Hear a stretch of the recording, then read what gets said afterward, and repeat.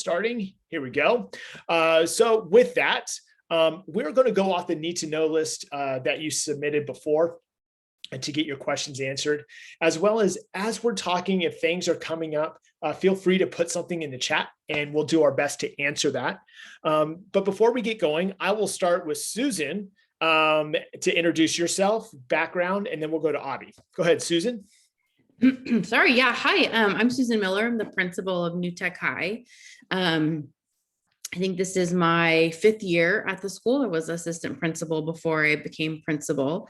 So it's my 2nd year as principal, although because of COVID school, it feels like maybe it was like my 4th or 5th year as principal. So much has happened, but yeah, and I have a pretty deep background in project-based learning. So I was at a large comprehensive high school that opened brand new with wall-to-wall project-based learning. I taught there and I was an instructional coach there, and then have also done some training of teachers and some work with the New Tech Network.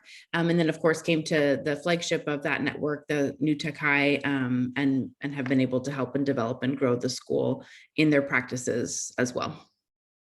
Great. Thank you, Susan. Abhi? Hey everyone, my name is Abhi Dev. This is my 11th year in special education and my 2nd year in New Tech High School. So really 2 years really focused in on project-based learning here at New Tech, but have been able to dabble in it in elementary and middle school positions throughout the last 11 years.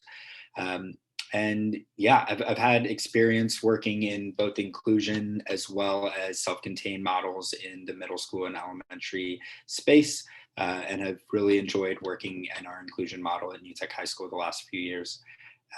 Yeah, and I think, yeah, just really excited to share any resources and supports we can to help everyone out there. And we're really lucky to have Abhi on campus. It's really been a huge game changer for us in supporting all of our learners. And on a biased note, especially around working with Center for Excellence, is, we can obviously use Abhi to help support schools in other areas too. So that's always a great resource. Here's what I'm going to start. This question is not actually on our need to know list that I've shared with you. But Susan, we've had some great news recently around some of our results and the improvement around our SPED scores. Could you talk a little bit about what those results were and how great that is? Yeah, so this year our school district adopted a new assessment system that gives us some pretty great and in-depth data on our kids in terms of their ELA and math achievement. And so as we started, to administer those assessments, what we discovered with our kids is that our students, number one, they're performing at or above our entire school population, right? Performing at or above other high schools in our district. But as we looked at that a little bit deeper in some of our subgroups, we saw that our special ed students are performing an ELA at exactly the same level as our general ed students. So super proficient. They're doing really well. We're seeing some really good data in terms of their performance in ELA.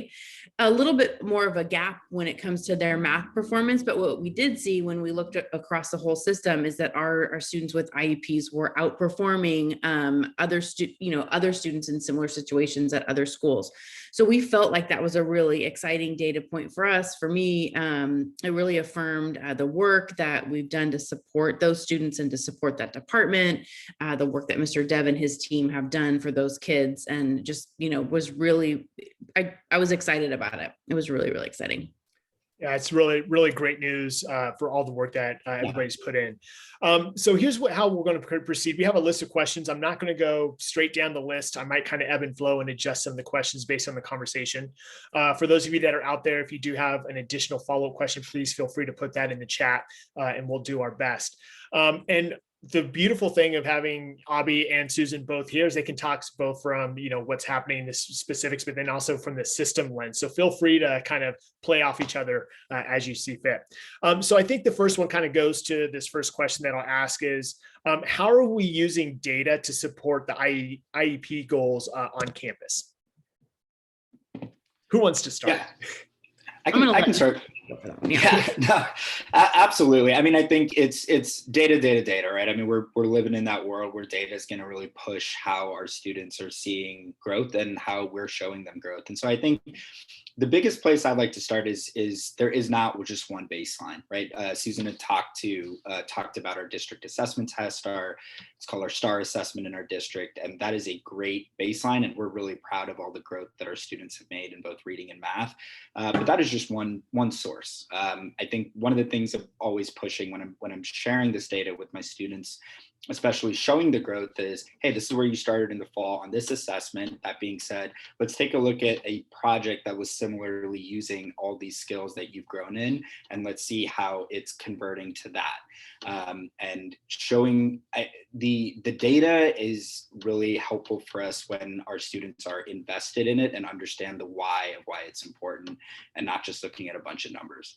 So that's, I think, the first thing I want to share. And I think that the biggest thing that is continuing to grow the investment and grow everyone being bought in is the using it frequently and updating it frequently. And what I mean by that is I'm a huge proponent of Google spreadsheets and docs and presentations, but my spreadsheets and what we've been able to do as a team has really allowed us to invest not only students, but parents and the community in continuous growth for students. And I'm just going to share my screen and give a quick example. So I've taken names out here, but this is one resource that I use to continue to share with students, not in this format, but this is where I can pull from different data sources from all of their classes at different times of the year, looking at percentages related to their IEP goals, as well as related to their current grades, which I can then connect to these state and district test scores, all moving towards when is their IEP. I've taken the names out over here, but if you scroll down, this is what I end up looking at trends. And this is where this helps me to meet with our general education teachers in our inclusion model and say, hey, here in chemistry, this student is moving slowly towards his or her goal. Within the last 4 weeks, they've been able to meet this criteria, but this is the one gap that I'm seeing. This is what I'd really like to focus on. This is what I'm going to continue to implement and to reinforce with the student. And this is where my suggestion is on how they can be successful in your class in moving towards that goal. So I think that's kind of the big, I guess the big genre for me is data is really important, but multiple baselines and multiple resources to do that is what's going to continue to invest our students. Good. And thanks for sharing the resource. So one of the things I think is a follow-up question, again, not in order here, but this is obviously a question that comes from somebody who knows our school. As a school, we've been really successful in increasing our students' scores. How did we do it? Right. And I think this goes to like Susan's point, right? Like we just had this great, you cross these last 2 years, what are maybe some of I'm not necessarily there's one thing, right? There's multiple things, there's multiple data points. What are maybe some of the key moments or key things that we've been thoughtful of to help that process? Yeah, I mean, I'll start speaking to that a little bit, and then I'll let Abhi add. I think from my perspective, like from a systems level, one of the biggest things that we've done is just to really, and I'm trying to find the right word here. I think it's the way we approach our students, right? Like the belief that we have as a school about all students having the ability to learn and achieve, right? And that we really believe in building the growth mindset in all of our students, whether they're, in the general ed population, whether they have a 504 or an IEP. And so for me, what I've seen since I've been at New Tech High, so we've had a huge increase in the number of students that we serve on our campus who do have special needs, whether it's a 504 or an IEP. I mean, the number I think has maybe doubled or even tripled in the last 4 years. And I think that goes to just like some systematic supports and mindsets that we have in place as a school. I think it's also, from a systems level, having a team in place, like a special ed team in place who understands instruction really well. And like, Abhi just shared the resource with all of you, is able to go in and support general ed teachers in differentiating, in supporting students, in understanding what their accommodations mean and what they should look like in practice. So I think, from my kind of like bigger picture, those are some of the things that have really contributed to our students achievement going up and are doing really well. It's just that the mindset and the systems that we've put in place to support them. Yeah, I mean, I would agree with all of that. I think it's a mindset, it's an investment, it's like a collaborative feel that we're doing this together, and it's not just the students, not just the gen ed teachers, not just us. I think the one thing I've felt very fortunate at New Tech, and I think it has to do with this PBL environment, is it doesn't feel like as a special education teacher, and our special education team is separate from everything else. It's very much incorporated, which is really important, because I think that then goes down to how the students feel and how comfortable they feel and how successful they feel. When it comes to the testing scores, I think it goes back again to the why. Like, why are we taking this test? It's not just, hey, in a week you're going to log onto this thing, you're going to do your best you can. And so, not being a proponent of teaching to the test, but having students understand the executing functioning skills around what test taking strategies actually mean, but not spending 3 weeks on just that, but spiraling it in at the beginning of each class and making it kind of the icebreaker or the warm up. Let's look at this. What does this question mean? Let's break it down a little bit. And then really working with our general education teachers to also use that as a resource, because we are constantly in communication about all these projects and the cumulative project, right? And so I think one thing we've done really well is and this will come back to the question around our scores, is we have a project due in 3 months. This is what the final product is. This is an exemplar. And that's great for all of our students that can see that and know how to get there. But how do we backwards plan to hit 10 markers, not just 5 markers for our general education students who can see what those 5 markers mean, but 10, 15 markers, and break it down into really, really, really small chunks that seem more like, okay, this is an assignment, but showing the map of how it builds on, and each of those little markers, okay, at this marker, this content that we're learning, this is something that's going to maybe be coming up on this assessment. Great, let's do a quick test taking strategy. Let's stop for 20 minutes this day on a Monday, Wednesday, Friday, and building that into what our learning and our content looks like every day, I think is something that has helped. And then I think also again, I go back to the investment part, because I've been at schools where the test is a test and kids hate it, and it just takes a really long time, and you don't get a break and all that kind of stuff. And I think just kind of investing students in seeing it the opposite way. This is where you're going to get to show your growth. This is where you've grown, showing visuals of it. So it seems exciting to them, because in the end, they're still kids. And those are things that are going to, kids feel good about doing better. And if we have educators that are consistently showing them that they can, I think that's something that we've done in a really kind of positive collaborative environment. Yeah, so I'm hearing 2 great things that are kind of through lines. One is, and you both spoke to this, is just that we care about the kids, right? Like, just build the relationship, and like, this is really for all kids. And the second thing there is really like, you're just talking, like you mentioned, markers, right? Like, instead, for a general ed kid, he might have 5, for a kid who might need APA, they might have 10. We're just talking about good practice. We're talking about scaffolding, right? How are we being intentional? And that takes, on behalf of the teacher, of just knowing like, hey, what are these markers that I need to scaffold to get the kid to where they're learning? And I do love that piece of, one, like focusing on that progress and showing kids their progress, right? Like, I always joke, haha, in a sarcastic way with teachers, like when we do work with them, in the sense of like, hey, we do PLCs and we look at student data and growth, but then we hide it from kids, and we know it, but the kids don't know it. And so it just, we don't have that motivational piece for them. So it's building that relationship. And I think this is a great segue for the next question.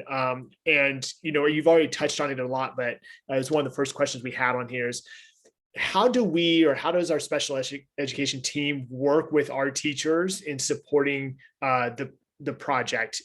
What does that look like, and still addressing those individual goals? Like, so what does that look like for you, Abby, when you're working with, I won't call their name out, but no, for sure.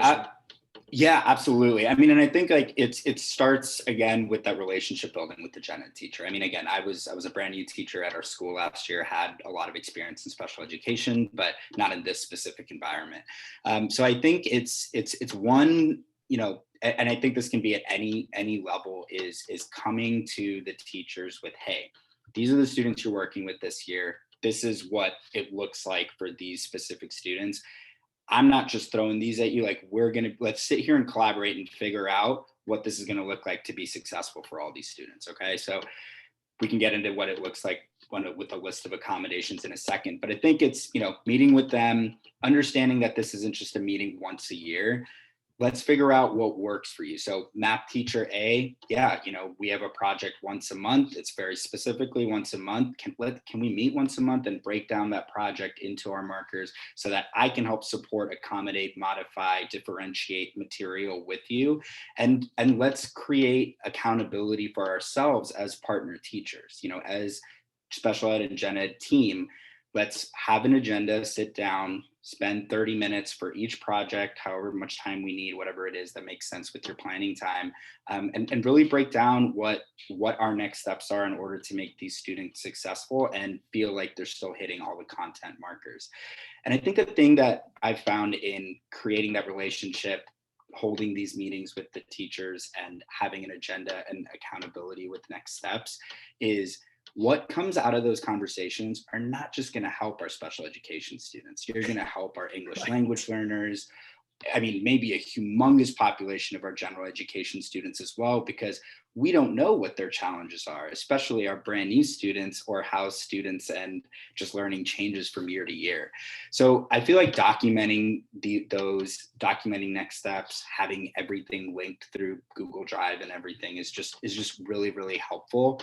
And then I think having an amazing administrator as well, like Susan and our principal, Krista Tate, just because I feel like if that's coming from the top down, that these, I don't want to say are required, but highly encourage you to meet with our special education team to create these kind of atmospheres and relationships so that student success is what everyone's looking at. That investment from admin, I think, just trickles down to everything working out well. Okay, so enough sucking up to Susan. I know she's our boss and all, but I mean, I think one of the things that, you're talking about the scaffolding. I mean, I remember when I was teaching in the classroom, I got the best when I was at a fully included school, and I got the best strategies from working with my team because I only knew so many strategies, but the amount of extra strategies that I gained helped all my students. It wasn't just, for a select few. So this one's going to go like, we're still kind of seeing at the big picture level. So here's going to be like another kind of big picture level. And so how do we approach PBL from the point of view of universal design for learning? In other words, how do we scaffold projects so that all students have access to the project and, more importantly, can experience success and growth? Yeah, I can start that one off a little bit. I mean, so here's where, when I think about scaffolding, project-based learning, or scaffolding within projects, I really think about, making sure that as you, deliver instruction and content in that way, that you don't set aside any of the really strong, great instructional practices that exist in any environment, right? That you remember that a project, it really just becomes the umbrella over which, so students are able to find relevance in what they're doing, right? You're introducing them to a problem that they don't understand, that they can't solve yet. And that becomes like the anchor point for them throughout the project experience. And then within that experience, you're scaffolding and differentiating your instruction and designing your instruction the same way you would in a traditional classroom, because those instructional practices are research-based, they're high leverage, they get great results for kids. You're just framing it within this context so that students have a touch point back so that they can understand and transfer like, oh, this is where this fits in the real world, right? That's not just happening for them in a vacuum. There's some sort of relevant connection, whether it's like actually something that's happening in the community or something that you're simulating or something that's just happening at school. Like there's a why behind what they're learning, and all of those other really great planning strategies and practices and differentiation still fits within that umbrella and under that context. The kids just like have an anchor point to go back to. Does that kind of help get at that question, Aaron? Yeah, I think so. Look, I think this is something that we talk about all the time in our trainings. And, this is not like a one quick, hey, do this one thing and it's going to solve it, right? I mean, like we're talking about multiple points, multiple entry points, multiple scaffolds, and the first one might not work. What we're thinking when I always think about in working and designing a project and implementing it is, okay, here's where I want success for all my kids. Like, here's what that looks like. What scaffolds do they need to get them there? Right. And every kid, like, this is the beauty about teaching. It's also the hardest part is when to know when to use the scaffold and when to like not have it. And knowing it comes back, like, know your kids, like, are they struggling too much? Do I need to give them a scaffold? Do I need, like, should I start them with the scaffold right away? So there's all these pieces about just being that intentionality, because not all kids need the same scaffold, but I have it in my back pocket just in case. Abby, do you want to add anything to that before we move on? Yeah, no. I mean, I think you both said it really well. I think the only other thing I think about is, I know with a lot of our projects, majority of them is we have a rubric that we, as teachers, we're going to be looking at the end, that we're backwards planning to be able to support students with the scaffolds to get there. Now, what does that rubric mean for a student that's coming into our school and reading way behind grade level? Hey, let's modify that rubric to what it means for them and understand what their baseline is at the beginning of the project. And I think this is the part where it's really helpful to think through, is it going to make sense for my student reading four grade levels behind and writing right around at that level as well, to be writing a 6-page essay, or a student that is not able to verbally share everything that they're really thinking out there, but could record it and then send it over through, whatever kind of recording device? Like, what are those accommodations and scaffolds that are going to really help those students still meet some part of those rubric content standards and markers? And how can you help support that? Because as students become more motivated and confident in growing in some area, we can really help push towards the other areas of the rubric as well. It's awesome. And I think that's that idea of, I just keep coming back to this idea of clarity, right? It's so important to have clarity, not only for us, but for kids, around what that looks like. And here are the checkpoints and the markers along the way, and scaffolding kids to it. So this is awesome, guys. Thank you very much. This is so fun. I get nerdy on this, but here we go. Now we get into, this will probably be the last kind of bigger picture before we really dive into some more specifics on accommodations and things. We've seen, and Susan, I know you could talk to this about, we've seen an uptick in the growth in our numbers of IEPs on campus. And I think it's because of our success, but it's because of the relationships, right? I mean, that we're building with kids. But here's a question: is what supports have been beneficial in helping parents understand the different instructional model, PBL, and how supporting their students might feel or seem different than if they're in like a traditional or comprehensive?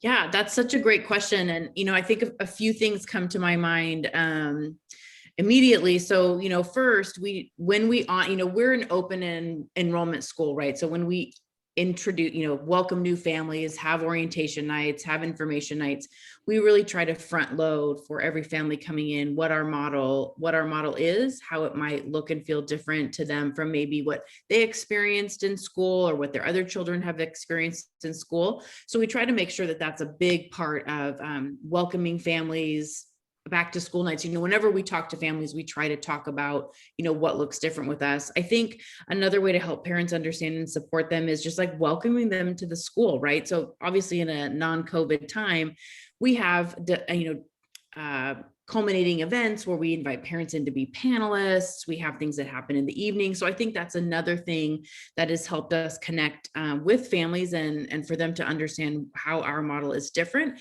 is to really allow them to see the outcomes, not just in their own student, but in their students' peers and in the whole class in the school. So those are two things that I think that we've done to really help families, really understand how it might be different and how they might support students. And I think thirdly, just the relationships that we build. I know we've talked about this a lot already, but just not only building relationships with the kids, but building relationships with their families, building trust with parents, having good open lines of communication. So when families do have questions, they feel comfortable coming to us, reaching out so we can clarify, and help support them through that. And I think we saw some really strong evidence of that success, in the last year during this extraordinary time. So we were really able to keep, because the relationships we've established with kids and parents, we were really able to keep our kids and families with us, and headed in the right direction as we've, been so spread apart. So I think that for me, system-wide, those are three things that we really try to do, to support all parents in understanding our model. That's great. And I think it's so important because, like I said early on, like you walk on a campus, it just feels different. Like it's a warm, inviting place for kids, for families, for teachers. And I just wonder, like in a not necessarily larger setting, but in maybe a more traditional setting, that it becomes more restrictive and those relationships might not be as prevalent, to no fault of anybody's. It's just that we're really kind of focused on. Okay, so moving forward, now we're going to get into some more specific questions. It'll probably be more Abhi and his amazing experience around these questions. So we'll go, how do we get kids to think outside of the box when they are struggling with just basic foundational skills? What are maybe like one or two things you can recommend? Yeah, absolutely. I wrote some things over here.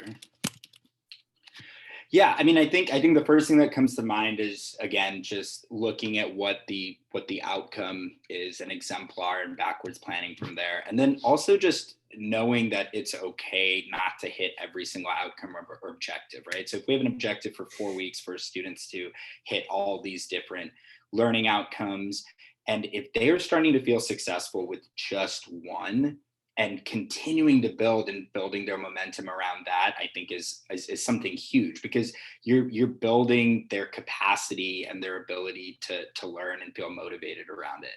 And then I think from the foundational skill standpoint, just working with teachers to modify what the day or schedule looks like for students, because in the PBL model, and speaking from a high school, I mean, at middle school, elementary school as well, they're going to all these different contents, but maybe for that student, thinking about one project that's going to hit both their math, geometry, and art class, that's going to be more beneficial for them to focus on skills from there, and then having some time to focus on the foundational skills and the intervention skills to really address that. So I think the way, and Susan and I have talked about this all the time, and I think finding a way, and it starts with building those relationships with those general education teachers, because general education teachers want to support all students as well, but sometimes it feels like a burden to do it at all times, to be able to support every single skill and every single student when the needs are so different, especially at a school like ours, which is open enrollment. So I think we have to remember that a student's IEP is their IEP.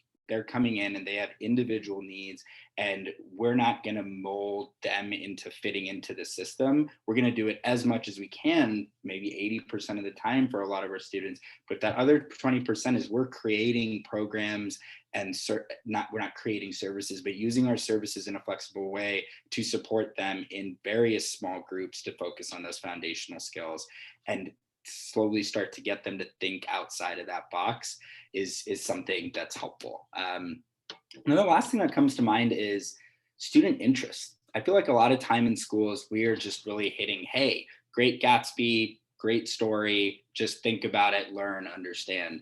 But I think a lot of the time student interest and student experience changes based off of where you live, how you've grown up, what your upbringing's been, what your experiences have been. So I think connecting a lot of the foundational skill part and thinking outside of the box to that is so essential, and not just doing it from adults, because I think at times students are just, we're done. We don't want to just listen to you guys. Alumni support, using other students at the school, peer support to help support not the academic piece, but the investment in getting students to think outside of the box by connecting experiences. Those are things that I found to be really helpful. Yeah, that personal experience thing, I mean, that's good for everybody. I mean, we all love to go to trainings where we can actually connect, right, to what we're doing in our previous background, and making sure that that's really in there. So really glad you brought that up. So relating to abstract, students relating to abstract ideas can be really difficult for some students. What's maybe like one way or two ways to scaffold them in a project? Absolutely. So I think starting first, I wrote down the same thing relating to real life situations and students understanding what it is they have to do, and then going again back to the why. So I think in project-based learning, understanding the why are we doing this? I get that a lot from my freshmen. Mr. Day, why are we doing this? Well, actually, this is what we're leading towards. And this is how we're going to get there. And showing them an illustration of a visual of that map is what comes to mind there. Yeah, like making it relevant for kids. I mean, again, I'll go back to like, we all sit in those trainings, like, why is this relevant to me? Like how, like we all have these questions. And that's what I love about PBL. That's why we do this work. It's making that relevant for kids and those connections. So this particular, yeah, go ahead. Sorry, Aaron, I just wanted to give a really cool example. So we were able to, last year, we were able to teach math and art together for our freshmen. And a lot of my freshmen came in, this doesn't make sense. Why are we teaching math and art together? And California standards in ninth grade geometry is a big part of it. And so as we were learning angles and triangles and how all those formulas work, students were also creating a quilt and putting that together and learning the history behind that part. And so putting those things together, this is why we're learning it. This is how you can create it. This is how we can do this outside. This is what we're going to do with what we're creating was such an aha moment for a lot of those students. And so just wanted to share that kind of real world example there. No, love it. Appreciate it. I know everybody out there always appreciates those tangible examples. Okay. So my goal here is to get us done by the top of the hour. Just because, people all over the place are at dinner and some maybe a hockey practice. We'll see where they're at. So their challenge is they have some students who are struggling to express opinions beyond simple ideas like breakfast, lunch, and free time, etc. What might be some ways to help foster them to move forward? Yeah, absolutely. I think of social stories and picture stories are going to be the first things that come to mind for me, depending on the age group, but I think those could be relevant, for any age group. I also think of what the communication needs are for those students. So are speech services a possibility? And then the last thing that comes to mind as well is that learning coming always, as I mentioned before, from the same service provider or the same adult over and over again, that might just be a barrier there. So how can you incorporate student leaders or small groups in there to not just be a part of them, but watch them be their own peers, be successful learning such content? And I think that is a way to kind of foster and just kickstart some of those. Awesome. All right, next one, working our way down. This is a great one, especially in a collaborative school. And then after you go and maybe Susan wants to tap in, don't feel pressure, Susan, but I know I have experience in this in my own classroom, but how do you address IEP accommodations such as reduced workload without disclosing what they call the disability to the other group members? Absolutely. And so from the other group members, I'm going to just assume it's like other general education teachers or everyone else on campus. So I'm going to share a few resources that we've been using and that I would highly recommend across the board, any age level. So the first one is most people here may have heard of a version of this as an IEP at a glance. And so one that we've been using here at New Tech looks more kind of like like this, so kind of like more like a passport. So you could take this disability criteria out depending on if your SELPA or school administration doesn't allow you to share the disability criteria, but you have everything else in there, including more concise versions of their IEP goals. Sometimes those goals are sentences and sentences long and may not be as helpful for gen ed teachers. Strengths, areas of growth, just generally what services are provided. You may not know that a student's also getting occupational therapy for support with some gross and fine motor development needs that they have. And so this is one way I think that we do that.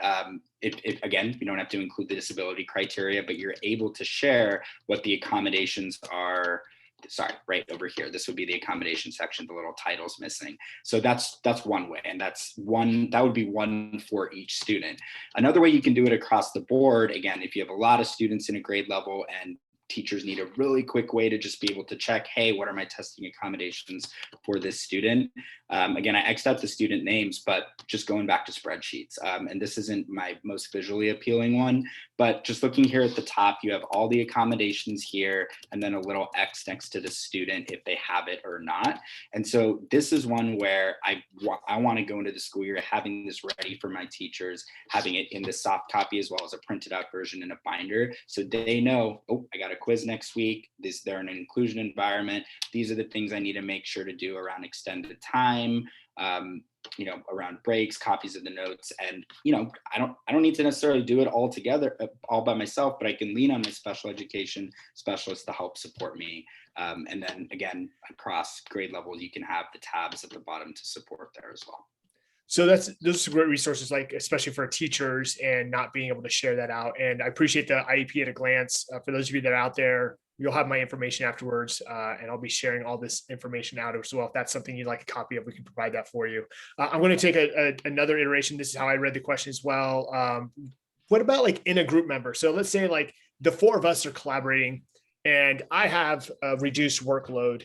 How is that happening to where like you guys don't necessarily know my modification as students, the other students in the group? I know that when I was teaching, we had this consistently, right? I was very fortunate in my class to continue just always work on building relationships and helping kids, and kids were never even batted an eye at it in my situation, just because we're always working on, differences of learning styles and everything else, and they are still being held accountable. But what about within a group? How can we address those accommodations, such as without disclosing it to their peers? Yeah, absolutely. I mean, I think the first thing that comes to mind is to create that culture at the beginning of the school year. So I think of a few things like, hey, we're all in this class together. We're working to this project. That being said, I always think of the example of, kind of hanging something from the ceiling, and our tallest student can grab it right away. Our students that aren't as tall are going to have to step on a chair and to be able to get it from there. So just because they need different things, we're still moving towards the same thing. So that's the first thing that comes to mind, is to continue to create that and have that conversation from the beginning of the year onwards. But yeah, sure. When it comes to like a project and you're already in that group, I mean, one of the things that I think of is, hey, like you explain here, this is what we're doing today. Just share.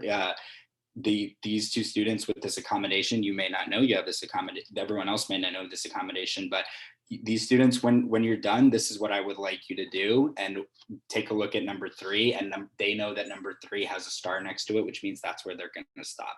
What you're going to do is you're just going to raise your hand, or you're just going to submit it. And so just using some of those verbal and nonverbal cues to let them know that this is what your expectation is, and being very clear that this is what your expectation is. What I've found is that instead of singling out just like,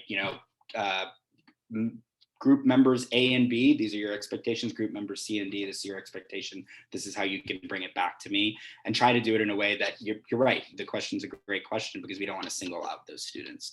So I think it's a combination of creating that culture from the beginning, that singling out or not singling out is not doing anything, because we're all moving towards the same thing together. And then finding ways for students to share their understanding and what the expectations are based off what you've shared with them. Susan, I felt that you leaned in a little bit there. Yeah, no, I think this is such a great question. And it's one that I think also can push us a little bit on what what it means for students to learn to collaborate, right? And what it means for students to learn in a group. And I think sometimes in project-based learning, we fall into this at our school. There's this idea that, we start a project and now the kids are like in their group of 4, and they're, and I think that we have a rubric that we use to help build that skill and develop that skill in our students of collaboration. And I know, and I've seen kids develop those skills in ways other than just being in a group of 4, right?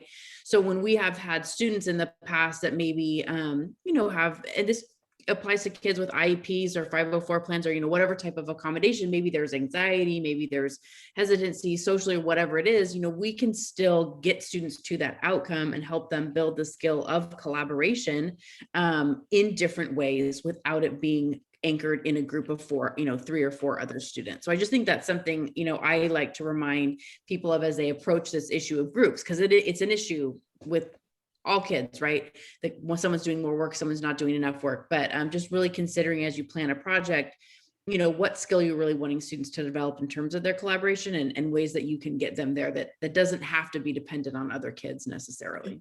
Yeah. So go ahead, Abby, make it quick because that will round it out. We have two more Yeah, questions. no, in 10 minutes. absolutely. I think it just goes back to that planning piece too. When you're planning collaboratively with teachers, SPED, Gen Ed, like you can plan those groups in ways that's going to give the student that's working on their speaking part a chance to do that there, that's working on their writing part a chance to do that based off of other students' skills. And then, yeah, going off of what Susan said, I think it's also, if you give all 4 students, hey, this is what I want to see, these are your 4 options. Highlight the option that you're going to use, whether it's sharing it out loud, is it going to be in a paragraph? So in that way, everyone knows, everyone has the same 4 options, but partner A and partner B doesn't necessarily know what option the other person chose. Yeah, and I'll run this idea out because I think one of the things that we talk about a lot in working with teachers and staff is, collaborations and more than just being in a group of 4, like Susan mentioned, right? The skill of collaboration we can gain. We're collaborating right now, right? I mean, it's really about how are you contributing to the learning of others. Yeah. Now, when we start framing that, I know in my class, we stopped doing like group grades because that just wasn't working. Because one, it stresses kids out.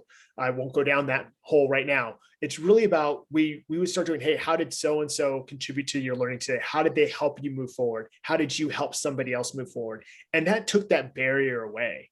Because then it wasn't about, are you doing the same amount of work? It's, are you doing quality work? And are you meeting the success criteria? And some people like to go to work early. Like I'm an early person. I like to go in early. But that doesn't mean that if Abby's coming in an hour after me, no offense, Abby, I know you're there before me. I'm doing more work than him. It's just, it looks different. Right. And so building that culture around that, great discussion. Love that one. Okay. Last 2 questions. And how do we support students with poor executive functioning skills, such as task initiation and organization? What are some of the scaffolds we might use for that? I might need to learn how to do that better too. So. Yeah, I mean, I think that's such a great question, and a question we've been tackling as a school, not just for our special education students, but everyone, especially this last year. That's been really tough. I think helping students, one, get into a routine and make that the routine every single time they come to class, so they know what is expected of them. And I know that sounds really elementary, but I've found a lot of success with that here in high school and the grades 6 through 12 as well. I think from the task initiation point, again, going back to the baseline, if the task is to write a paragraph and a student's not even picking their pencil up, hey, that's their baseline right there. Where do we want to be in a week? Is pencil up, name on the paper. Week 2, pencil up, name on the paper, first sentence. And I think it's creating those little goals, because what I found is, I think about elementary school classrooms where you have those those charts and Susan got an 80% on her spelling. Yay. Let's celebrate that. And Aaron got a 90 and yay. And then week 2, Aaron got a 95. Let's celebrate that. And I really do feel that even though middle schoolers and high schoolers may not say it, and you don't have to do it as big in front of everyone, showing students their growth or where they can be if they continue to work on something, even if it's just in a one-on-one, makes such a big difference because it's the investment. So yeah, I think it's the routine. I think it's starting at a baseline and making small little steps. And from the COVID standpoint, the thing I've realized is, I can't get a student to take out an agenda over Zoom and have them write down a bunch of stuff. So what other things can we use, like spreadsheets, and what other apps can we use to have them be able to remind themselves on how to prioritize and what to do when? And so helping them create a calendar and use things like Google Calendar and the Remind app and different things is where I would start. Awesome.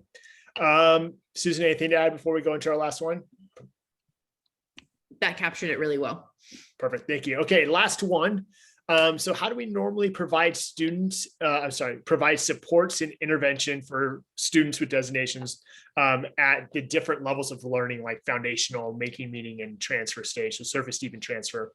Or are the expectations different? Right. So I'm doing a project. Do I have different expectations for other kids? If I have, here's what it is, here's my expectations in my rubric. What does that look like? Yeah, I can start, and I just want to make sure I'm Yeah, so I think it's, again, it goes back to the planning piece with whoever you're planning with, and if I've got a class of 30 and I feel like my 5 students with IEPs and my 6 English language learners can, based off of where they are, meet that rubric with some scaffolding along the way. Great, like I'm not going to change my rubric, but we may change some time markers along the way. Then again, if we have a big population of students that have just way more need than that around the executive functioning, the communication, the collaboration, everything. So I think it's holding them to the same expectation of, you do have a rubric that you're going to be graded on at the end, but your rubric may look a little different. Let's look at the specific language and let's highlight how we're going to modify that for those students and what they're going to get towards. So they'll still be graded on 1, 2, 3, 4, 1, 2, 3, 4, each having the same word that describes their level of understanding, but the end language that, based off of where they're going to get to in understanding that content, may be a little different.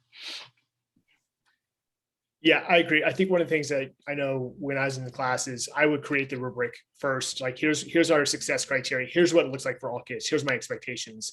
And then I would work with our special ed teacher and be like, okay, what are the modifications I need to make? What are the additional scaffolds I might need to get to the kids? And a lot of times I would give them that same rubric, that same success criteria. Like, here's how I'm going to scaffold you different. You might have more benchmarks. You might, it might be a little different, but, they're still participating and still doing the group work. And a lot of times people would walk in, they just wouldn't know, right? Everything was happening. It seemed invisible. It seemed easy. It wasn't, right? It's hard work, but a lot of those things. Fantastic questions. Yeah, Susan, please. No, and just, I think that this just goes back to my point that it's so important. I mean, in any environment, really, PBL especially, to have a team supporting students, with IEPs or who need modifications and accommodations that have a really strong understanding of instruction, right? So they're not just like reacting and helping kids do homework and making sure they have extra time, but they're really able to get in there and do what Erin just described, which is help teachers modify, accommodate, whatever it is that they need to do so that all students in their class have access to really great education and really great opportunities. Great. Bobby? Yeah. So, and the last thing I was going to say is, like, I think as a team, as a gen ed team, special ed team, admin team, and a staff, creating those systems. And one of the things I've learned in the last year is I don't need to meet with one teacher to just go over one question she may have. If she can tag me in that rubric, the draft of the rubric, and ask the quick question, throw me a comment that just shows up at the top of my email, I can give her that feedback really, really quick. And I think that's the part that we can continue to be more efficient around, because as teachers, we could work for 24 hours a day, 365 days a week, a year, and still not get everything we really want to get done, right? So as efficient as we can be, I think it's creating those systems and expectations and accountability areas that can really help further your program. Any closing thoughts or words from you, Susan or Abby? It's okay, you don't have to. Yeah. No pressure. No, just okay. Thanks. Yeah, thanks I just wanted to say thank you both for having it. I ran into Abby at school this morning, and for all of those that are here, one of the things we want to do this is it's a joy to be able to work at our school and have people on campus. And at the end of the day, if this helps one kid, this is worth everybody's time. And that's why we do this work. This is why we want to share what we're doing around project-based learning. This is why we want to help other schools and districts and teachers. And, if you're one individual, feel free to reach out. I'll be emailing everybody this recording. And so you have my information. Feel free to just shoot me an email if you have questions. We can put you in contact with the right people. But we just want to really thank you for your time today, and really appreciated your questions. They were all fantastic. Hopefully they helped you take the next step in your journey. And with that, everybody have a wonderful night. Stay in touch. And thank you all. Appreciate it. Have a great night. Bye.